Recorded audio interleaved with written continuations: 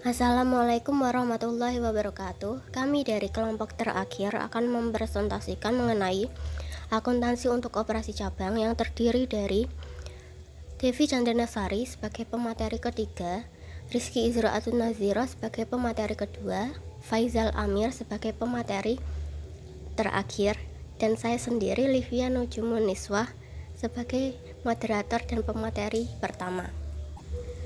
Oke, langsung saja untuk pembahasannya mengenai akuntansi untuk operasi cabang. Salah satu cara ekspansi perusahaan adalah melalui pertumbuhan internal. Selain pertumbuhan yang terjadi, perusahaan juga memperluas usahanya dengan membangun lokasi penambahan. Ketika operasi dijalankan lebih dari satu, maka lokasi yang berbeda dapat diistilahkan sebagai agen penjualan, cabang, dan pabrik. Untuk mengenai perbedaan antara agen penjualan dan cabang, agen penjualan biasanya tidak beroperasi secara otonom, tetapi bertindak sebagai kantor pusat.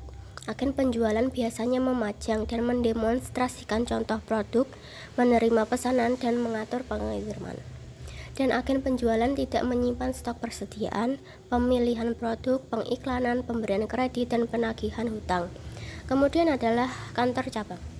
Kantor cabang ini memiliki otonomi yang lebih luas, memberikan berbagai layanan yang lebih besar, dan juga menyediakan stok persediaan dan memenuhi pesanan pelanggan. Kemudian menjalankan fungsi pemberian kredit secara mandiri. Sistem pengambilan keputusan manajemen dibuat di kantor pusat, dan agen penjualan melakukan operasi rutin dari pengambilan keputusan. Sementara manajer cabang hanya memiliki sedikit pilihan, dan manajer kantor cabang dapat beroperasi relatif lebih mandiri dari kantor pusat. Selanjutnya adalah sistem akuntansi dan entitas akuntansi. Agen penjualan umumnya tidak mengelola sistem akuntansi keuangan, melainkan hanya menyimpan catatan yang cukup dalam menjalankan usahanya. Ketika catatan akuntansi cabang terpisah dikelola untuk tujuan internal seperti tanggung jawab akuntansi dan evaluasi kinerja, akun-akun yang ada di cabang dan kantor pusat harus digabungkan dalam penyusunan laporan akuntansi eksternal. Walaupun kantor pusat dan masing-masing cabang mengelola pembukuan tersendiri, seluruh akun akan digabungkan untuk pelaporan eksternal, sehingga laporan keuangan eksternal menyajikan perusahaan sebagai entitas ekonomi tunggal. Kemudian adalah akun antar perusahaan. Transaksi yang terjadi dengan pihak eksternal dicatat dengan cara normal seperti biasa. Transaksi antara kantor pusat dan kantor cabang juga dicatat seperti biasa, kecuali bahwa mereka dicatat dalam akun antar perusahaan atau intercompany accounts. Akun ini merupakan akun resiprokal antara kantor pusat dan kantor cabang. Misalnya, jika akun antar perusahaan pada pembukuan kantor pusat memiliki saldo debit sebesar 10 juta rupiah, maka akun antar perusahaan terkait pada pembukuan kantor cabang harus memiliki saldo kredit dalam jumlah yang sama.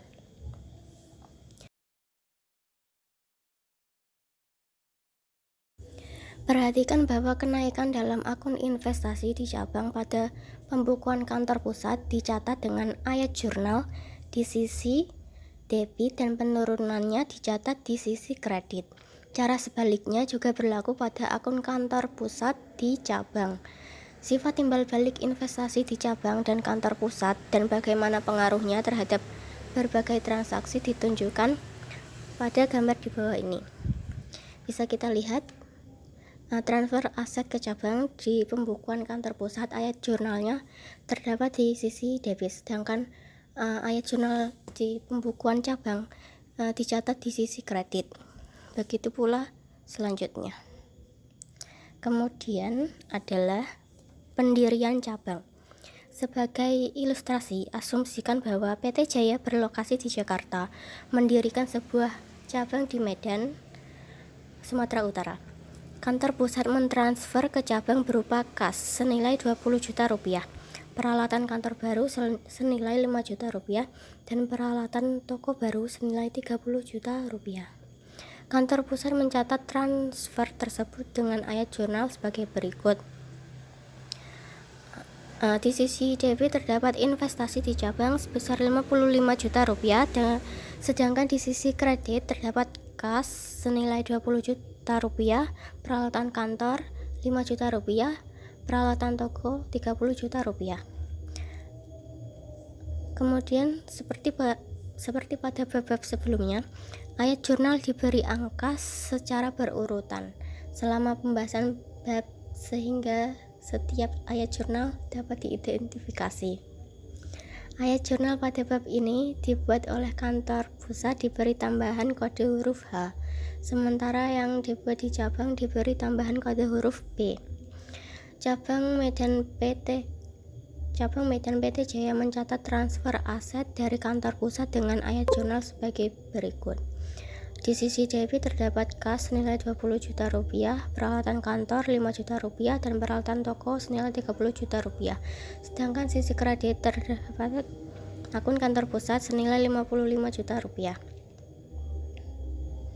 Kemudian, setelah kantor pusat dan cabang mencatat transfer, akun investasi di cabang Medan pada pembukuan kantor pusat dan akun kantor pusat pada pembukuan cabang memiliki saldo resiprokal sebesar 55 juta rupiah. Laporan posisi keuangan tersendiri yang dibuat oleh cabang Medan sesaat setelah transfer akan tampak seperti berikut, seperti pada gambar di bawah ini. Pada aset terdapat kas sebesar 20 juta rupiah, peralatan kantor 5 juta, peralatan toko senilai 30 juta, sehingga total asetnya 50 juta rupiah, dan liabilitasnya juga senilai 55 juta rupiah.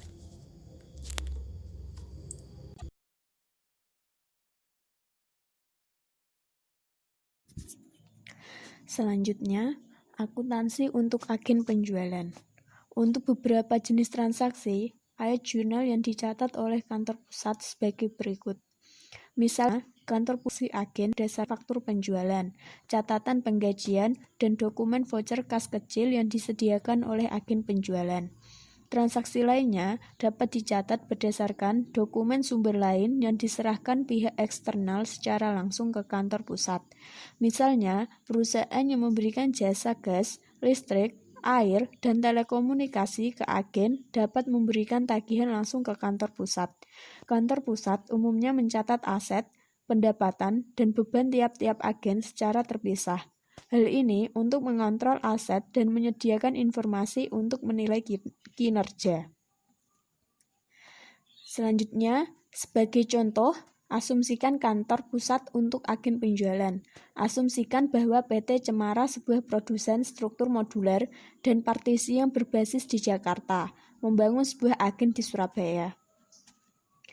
Ayat jurnal kantor pusat terdapat pada gambar pada slide. Selanjutnya, pengakuan laba cabang. Laba tiap cabang dihitung secara periodik dengan cara yang normal seperti biasa. Cabang jarang menghitung pajak penghasilan atas laba untuk setiap cabang atau mencatat beban pajak penghasilan atas laba di pembukuannya. Oleh karena itu, pusat dan cabang bukan entitas legal terpisah. Pajak penghasilan atas laba dihitung sebagai kewajiban perusahaan secara menyeluruh. Seluruh pendapatan dan beban cabang ditutup ke ikhtisar laba rugi seperti cara biasa. Saldo ikhtisar laba rugi menunjukkan laba cabang pada suatu periode dan ditutup ke akun kantor pusat. Selanjutnya, misalnya, asumsikan akun ikhtisar laba rugi cabang Medan memiliki saldo kredit sebesar 63 juta pada akhir periode. Akuntansi ikhtisar laba rugi ditutup di buku cabang Medan dengan ayat seperti pada gambar yang ada pada slide. Selanjutnya, pengiriman persediaan ke cabang. Suatu cabang yang membeli dan menjual persediaan barang dagang dapat diminta untuk memperoleh persediaan dari kantor pusat, atau dapat juga diizinkan memperoleh sebagian persediaan dari pihak eksternal. Pembelian persediaan dari pihak eksternal dicatat dengan cara yang normal seperti biasa. Misalnya, cabang Medan PT Jaya membeli persediaan senilai 5 juta dari penjual grosir independen dan cabang menerapkan metode persediaan perpetual, maka transaksi tersebut dapat dicatat dengan jurnal sebagai berikut. Persediaan debit sebesar 5 juta dan kas utang dagang kredit sebesar 5 juta. Mencatat pembelian persediaan dari pihak eksternal. Tetapi tidak ada jurnal yang dibuat di buku kantor pusat atau transaksi tersebut. Persediaan yang ditagih sebesar nilai perolehan. Persediaan yang ditransfer dari kantor pusat dan ditagihkan ke cabang dicatat oleh cabang dengan cara yang sama seperti jika memperoleh dari pihak eksternal, kecuali dikreditkan ke kantor pusat. Transfer persediaan diperlakukan kantor pusat dan cabang dengan cara yang sama seperti transfer aset lainnya, yaitu diasumsikan menggunakan metode persediaan perpetual. Untuk membuktikannya, asumsikan kantor pusat PT Jaya mentransfer persediaan dengan harga perolehan sebesar 8 juta ke cabang Medan. Transaksi tersebut dicatat di pembukuan kantor pusat sebagai berikut seperti yang ada pada gambar. Selanjutnya, beban pengiriman yang dibebankan atas pengiriman persediaan. Biaya pengiriman yang timbul atas pengiriman persediaan dari kantor pusat ke cabang menjadi bagian dari biaya perolehan persediaan cabang.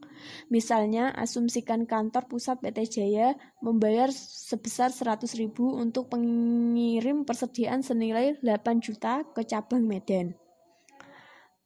Transfer tersebut dicatat oleh kantor pusat seperti pada gambar.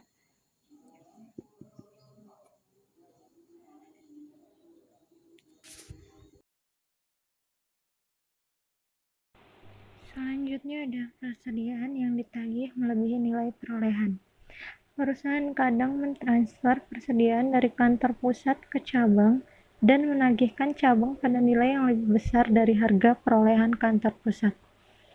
Ini dapat terjadi sebagai contoh ketika kantor pusat dan setiap cabang diperlukan sebagai pusat keuntungan untuk tujuan pelaporan dan evaluasi internal.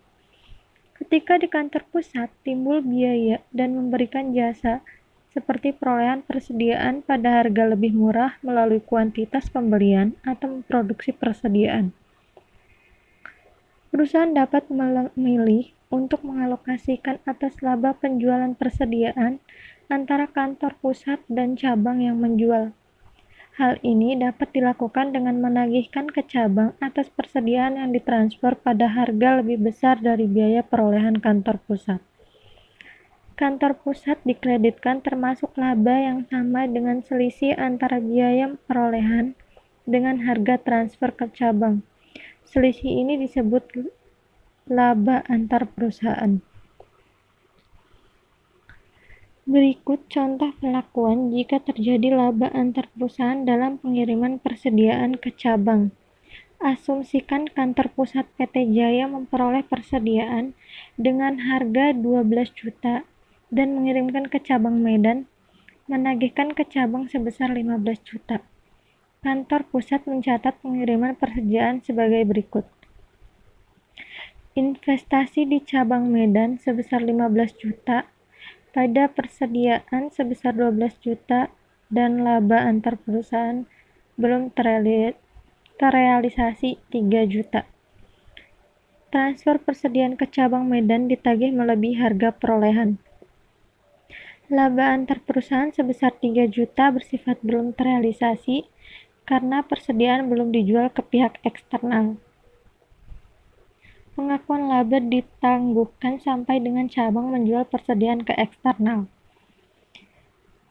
Cabang mencatat penerimaan pengiriman persediaan dengan ayat jurnal berikut. Persediaan dari kantor pusat pada kantor pusat sebesar 15 juta. Transfer persediaan dari kantor pusat.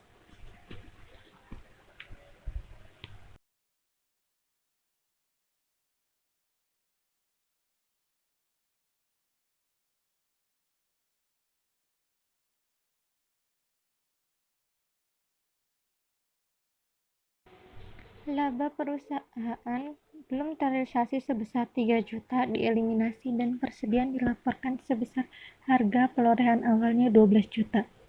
Ketika cabang menjual persediaan yang diperoleh dari kantor pusat, cabang mengakui laba sebesar selisih antar harga jual ke pihak eksternal dengan harga transfer dari kantor pusat. Setelah persediaan dijual ke eksternal, kantor pusat mengakui laba antar perusahaan yang sebelumnya ditangguhkan. Misalnya, jika cabang Medan menjual 80% persediaan yang ditransfer dari kantor pusat, laba antar perusahaan yang diakui oleh kantor pusat dicatat sebagai berikut. Laba antar perusahaan belum terrealisasi pada laba cabang Medan sebesar 2.400.000. Mengakui laba antar perusahaan 3 juta dikali 0,8. Jumlah tersebut tepat jika untuk tujuan internal, laba antar perusahaan dialokasikan ke cabang Medan. Alternatif lain, perusahaan dapat menganggap bahwa laba antar perusahaan seharusnya dialokasikan ke kantor pusat antara jasa yang telah diberikan. Untuk kasus tersebut, laba antar perusahaan diakui oleh kantor pusat dengan ayat jurnal sebagai berikut. Laba antar perusahaan belum terrealisasi pada laba terrealisasi antar pengiriman ke cabang sebesar 2.400.000. Mengakui laba antar perusahaan 3 juta dikali 0,8. Selanjutnya, akuntansi untuk aset tetap cabang. Prosedur normal diterapkan dalam akuntansi untuk aset tetap cabang yang dicatat di pembukuan cabang. Tidak ada prosedur khusus yang diperlukan dalam akuntansi untuk pembelian aset tetap cabang ataupun penyusutan setelah aset tersebut. Sebaliknya, jika aset tetap yang dibeli kantor pusat untuk cabang dan cabang mencatat aset tersebut pada bukunya, maka ayat jurnal yang perlu dicatat baik oleh kantor pusat maupun cabang. Sebagai ilustrasi, kantor pusat PT Jaya membeli peralatan toko senilai 30 juta untuk cabang Medan. Kantor pusat mencatat pembelian tersebut sebagai berikut. Investasi di cabang Medan pada kas sebesar 30 juta. Membeli peralatan untuk cabang Medan. Pembelian ini dicatat oleh cabang sebagai berikut. Peralatan toko pada kantor pusat sebesar 30 juta. Mencatat pembelian peralatan oleh kantor pusat. Ketika aset tetap cabang dicatat hanya di buku kantor pusat, tidak ada ayat jurnal yang dicatat oleh cabang saat kantor pusat melakukan pembelian. Misalnya, jika kantor pusat PT Jaya membeli 30 juta peralatan toko untuk cabang Medan, dan peralatan dicatat di pembukuan kantor pusat dibanding di cabang, maka kantor pusat mencatat pembelian tersebut sebagai berikut. Peralatan toko cabang Medan pada kas 30 juta. Memberi peralatan untuk cabang Medan. Tidak ada ayat yang dicatat oleh cabang jika cabang membeli aset tetap yang dicatat di pembukuan kantor pusat, maka ayat jurnal harus disusun baik oleh kantor pusat maupun cabang. Misalnya, cabang Medan PT Jaya membeli peralatan toko senilai 30 juta yang digunakan oleh cabang namun dicatat oleh kantor pusat. Cabang mencatat pembelian aset tetap tersebut sebagai berikut. Kantor pusat pada kas sebesar 30 juta membeli peralatan. Pembelian dicatat kantor pusat sebagai berikut. Peralatan toko cabang Medan pada investasi di cabang Medan sebesar 30 juta membeli peralatan. Selanjutnya, pembagian beban. Pengalokasian beban dapat dibagi ke beberapa jenis, yaitu 1. Beban yang terjadi di cabang tapi dibayar oleh kantor pusat, misalnya persediaan yang dibeli dari pihak eksternal oleh cabang dan ditagihkan ke kantor pusat. Yang kedua, beban yang dikeluarkan oleh kantor pusat atas nama cabang, misalnya penyusutan atas peralatan cabang yang dicatat pada buku kantor pusat, atau biaya promosi cabang yang dialokasikan oleh kantor pusat. Yang ketiga, alokasi biaya yang dikeluarkan kantor pusat, misalnya sebagian dari biaya promosi umum atau sebagian dari biaya overhead umum kantor pusat. Sebagai contoh perlakuan alokasi biaya kantor pusat, perhatikan kasus kantor pusat PT Jaya berikut yang mengeluarkan biaya yang dialokasikan ke cabang Medan. Beban utilitas biaya terjadi di cabang Medan dan ditagihkan ke akun utama kantor pusat sebesar 14 juta. Beban penyusutan aset cabang Medan yang dicatat di pembukuan kantor pusat sebesar 3 juta. Overhead umum dialokasikan ke cabang berdasarkan penjualan kuarter sebesar 8 juta dan total 35 juta. Kantor pusat PT Jaya sudah mencatat beban-beban tersebut dengan cara biasa, seolah-olah beban-beban tersebut terkait dengan kantor pusat. Secara periodik, kantor pusat memberitahukan cabang beban yang dialokasikan. Kantor pusat mencatat ayat jurnal berikut setelah memberitahu cabang Medan beban yang dialokasikan sebesar 35 juta. Investasi di cabang Medan sebesar 35 juta, pada beban utilitas sebesar 14 juta, beban penyusutan sebesar 3 juta, beban overhead umum sebesar 18 juta. Mengalokasikan beban ke cabang Medan. Berdasarkan pemberitahuan beban dari kantor pusat, cabang mencatat beban tersebut sebagai berikut. Beban utilitas sebesar 14 juta, beban penyusutan sebesar 3 juta, beban overhead umum sebesar 18 juta, pada investasi di cabang Medan sebesar 35 juta. Mencatat beban ke cabang Medan.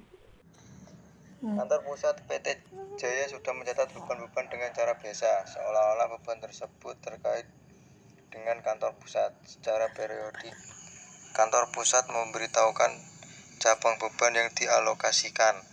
Kantor pusat mencatat ayat jurnal berikut setelah memberitahu cabang Medan beban yang dialokasikan sebesar 15 juta.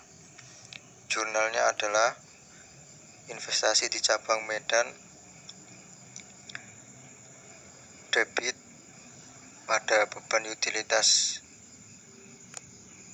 Investasi di cabang Medan debit 35 juta pada beban utilitas, kredit 14 juta, beban penyusutan 3 juta, beban overhead umum 18 juta.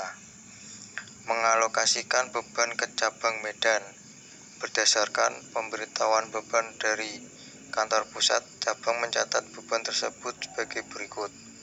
Beban utilitas pada debit 14 juta, beban penyusutan 3 juta, beban overhead umum 18 juta, pada investasi di cabang Medan kredit 35 juta. Mencatat beban ke cabang Medan.